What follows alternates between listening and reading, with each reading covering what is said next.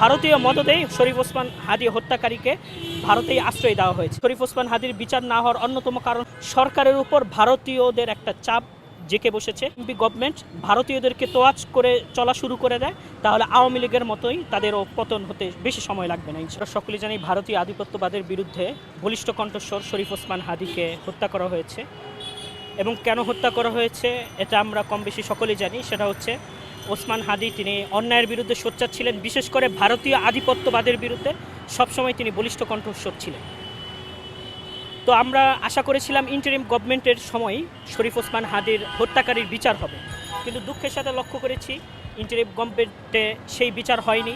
এবং বর্তমানে একটি যেভাবেই নির্বাচিত হোক, ইলেকশন ইঞ্জিনিয়ারিং বা যেভাবেই হোক, নির্বাচিত একটি সরকার তারা ক্ষমতায় রয়েছে, বিএনপি সরকার। আমাদের বিএনপি সরকারের প্রতিও প্রত্যাশা ছিল তারা শরীফ ওসমান হাদীর বিচার করবে, এমনকি তারা নির্বাচনী বক্তব্যেও সেটি অনেক সময় উল্লেখ করেছিল।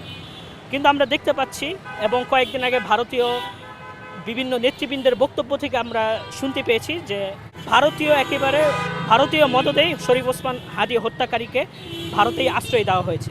বর্তমান গভর্নমেন্টের প্রতি আমাদের আশা থাকবে, আকাঙ্ক্ষা থাকবে, শরীফ ওসমান হাদীর হত্যাকারী ভারতে অবস্থান করছে, তাকে ফিরিয়ে এনে বাংলাদেশে দ্রুত বিচার করতে হবে।